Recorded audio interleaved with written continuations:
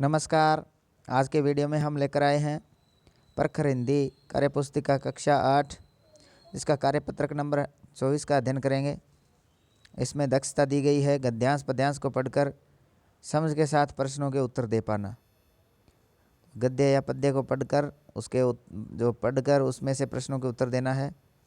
तो इसमें दी गई कहानी को पढ़कर प्रश्नों के उत्तर दीजिए। एक कहानी दी गई है, उसमें से आपको पढ़कर प्रश्नों के उत्तर देने हैं।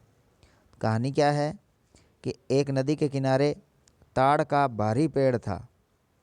वह बहुत मोटा और मजबूत था। उसके निकट ही सरकंडे के कुछ पौधे उगे हुए थे जिनके तने नर्म तथा लचीले थे। एक दिन जोर की आंधी आ गई। ताड़ का पेड़ खूब मजबूत होते हुए भी बीच में से टूट गया तथा सरकंडों के पौधों के बीच जा गिरा। परंतु सरकंडों के पौधों को किसी भी प्रकार की हानि न हुई। यह देखकर वह हैरान हुआ और वह उनसे पूछने लगा, क्या कारण है कि नर्म और कमज़ोर होने पर भी आंधी तुम्हारा कुछ न बिगाड़ सकी, जबकि मजबूत होते हुए भी मैं टूट गया हूँ। तो सरकंडा बोला, ताड़ भाई, आप अपनी शक्ति की अकड़ में झुके नहीं और टूट गए, परंतु हमने नरम होने के कारण झुककर आंधी की प्रभुता स्वीकार की और सुरक्षित रहे।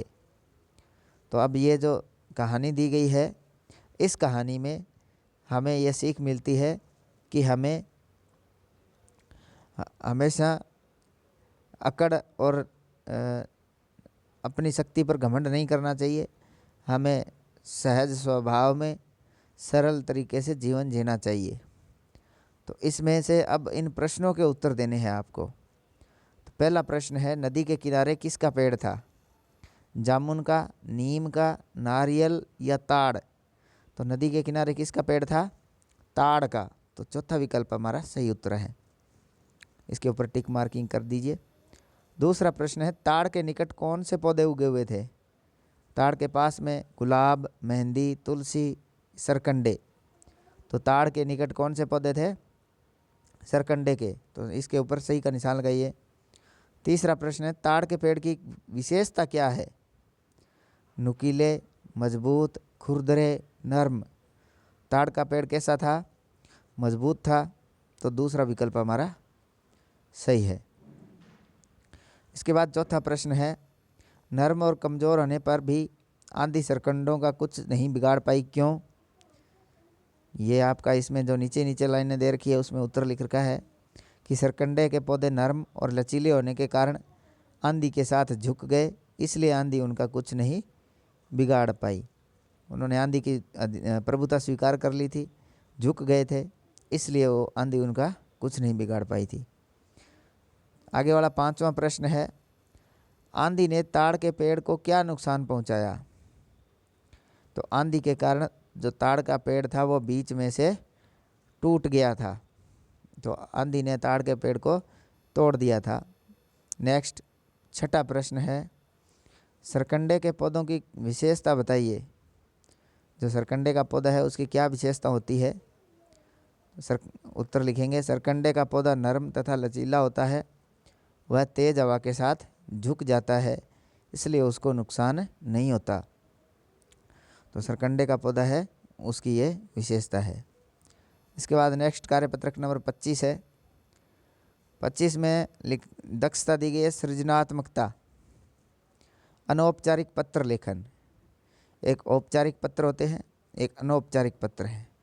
तो यहाँ अनौपचारिक पत्र है, वो उसके लेखने की जो योग्यता का वर्णन किया गया है यहाँ दक्षता का।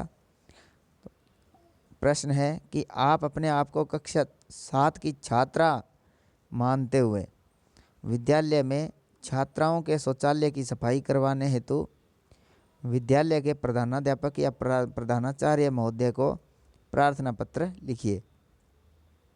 तो सबसे पहले आपको अपने आप को कक्षा 7 की छात्रा मानना है। आप कक्षा 7 की छात्रा हो और आपको अपने प्रधानाध्यापक को विद्यालय में जो छात्राओं का शौचालय है उसकी सफाई करवाने हेतु एक प्रार्थना पत्र लिखना है। आपको प्रारूप दिया गया है। इसमें जैसे आप छुट्टी की एप्लीकेशन लिखते हो, प्रार्थना पत्र छुट्टी के लिए लिखते हो, उसी प्रकार का जो प्रार्थना पत्र लिखना है। लेकिन इसमें हमारा विषय क्या रहेगा, विद्यालय में छात्राओं की जो शौचालय है उसकी सफाई करवाने हेतु। तो शुरुआत है कि सेवा में श्रीमान प्रधानाध्यापक जी, या स्कूल का नाम लिखना है, जैसे राजकीय उच्च प्राथमिक विद्यालय जो भी स्कूल है उसका नाम, जैसे राजसमंद। विषय शौचालय की सफाई करवाने हेतु। महोदय, अब यहाँ से शुरू करना है। निवेदन है कि हमारे विद्यालय के बालिका शौचालय की सफाई बहुत दिनों से नहीं करवाई गई है। इस कारण शौचालय में गंदगी व बदबू की दुर्गंध फैल रही है। बदबू फैल रही है। गंदगी के कारण बीमारी फैलने का भी डर है। छात्राओं को शौचालय में सफाई नहीं होने से बहुत परेशानी हो रही है। विद्यालय का जो वातावरण है वो दूषित हो रहा है। छात्राएं शौचालय का उपयोग नहीं कर पा रही हैं। अतः आपसे निवेदन है कि जल्द ही सफाई वाले को बुलाकर शौचालय की सफाई करवाने की कृपा करावें। तो इस प्रकार आप यहाँ जो भी अपने हिसाब से एक प्रार्थना पत्र लिखना है, जिसमें आपके विद्यालय का जो बालिका शौचालय है छात्राओं के लिए बनाया गया उसकी सफाई नहीं हो पा रही है, तो आप उसके लिए सफाई करवाने के लिए यहाँ प्रार्थना पत्र लिखोगे, जिसमें आप उसकी जो भी समस्याएं हैं वो उसमें आप यहाँ ऐड करोगे।